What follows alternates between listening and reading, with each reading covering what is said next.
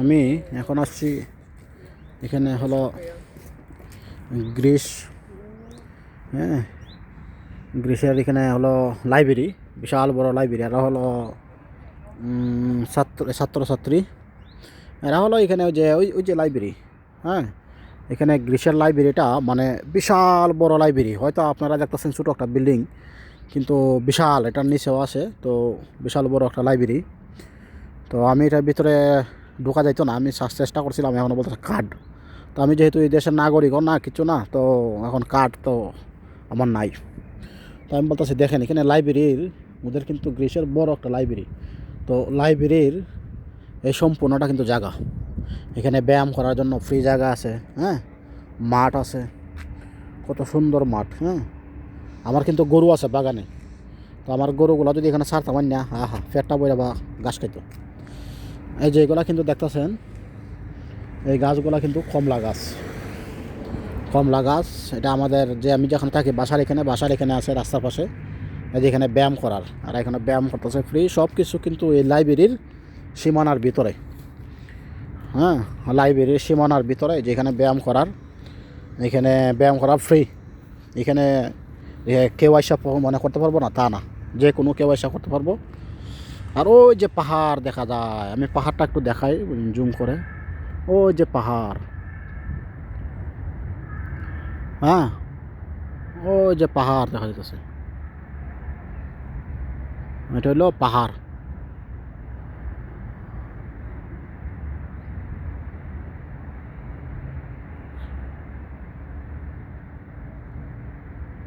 এটা হলো পাহাড়।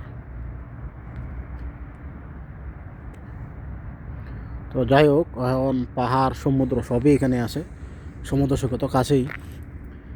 হুম,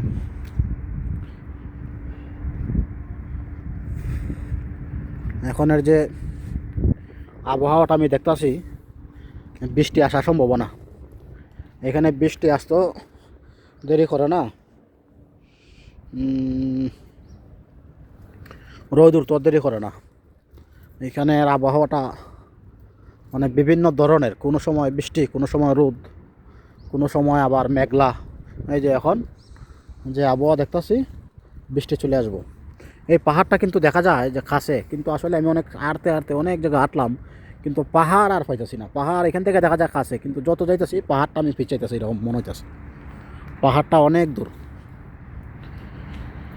এখানে ব্যায়াম আছে, যাই হোক ব্যায়াম আগার এখানে ব্যায়াম করা যাইব, ধীরে ধীরে আসমু।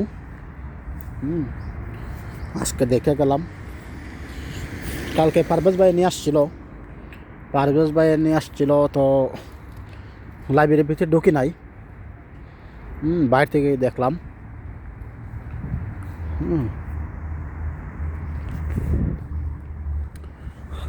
ওটা হলো তার গাছ। ওই যে একটা রকেট যাইতেছে, রকেটটা দেখছেন? আমি একটু জুম করে দেখাই। ওই যে রকেটটা, এই যে রকেট দেখছে, রকেটটা যাইতেছে, রকেট উপর দিকে যাইতেছে। তো এটা হলো ওই যে আর একটা রকেট সামনে, দুইটা রকেট একসাথে যাইতেছে। এই রকেটটা একটু জুম করলে দেখা যায়, কিন্তু ওই আরেকটা যে গেছে এখানে, এটা দেখা যায় না। ওই যে রকেটটা যাইতেছে, আর এর আগের রকেটটা হইলো ওই দিকে চলে গেছে, ওখানটা দেখা যায় না, কিন্তু ওইটারে একটু একটু দেখা যাইতেছে। কি স্পিডে যাইতেছে, এখান থেকে দেখা যাচ্ছে।